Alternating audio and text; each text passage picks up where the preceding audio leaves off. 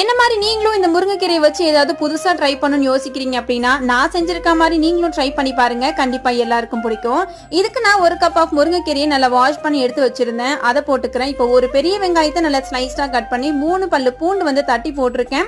ஒரு கப் அளவுக்கு நல்ல கடலை மாவு, அதே அரை கப் அளவுக்கு அரிசி மாவு, கூடவே 1 டீஸ்பூன் அளவுக்கு கார்ன்ஃபிளவர், இது கூட காரத்துக்கு ஏத்த மாதிரி மிளகாத்தூள், அரை டீஸ்பூன் அளவுக்கு நெய் ஆட் பண்ணிருக்கேன். சீரகம், சோம்பு இதெல்லாம் நல்லா மிக்ஸ் பண்ணிட்டு தேவையான அளவு கடைசியா உப்பு சேர்த்து நல்லா பசஞ்சுக்கோங்க.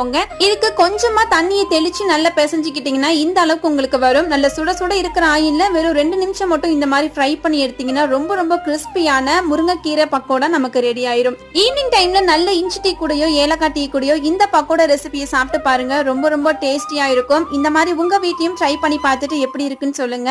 நம்ம சேனல்ல இந்த மாதிரி ரெகுலர் வீடியோஸ் பார்க்கணும்னா மறக்காம சப்ஸ்கிரைப் பண்ணி சப்போர்ட் பண்ணுங்க. இன்னும் ஒரு சூப்பரான வீடியோவோட உங்களை வந்து பார்க்கறேன். Bye bye.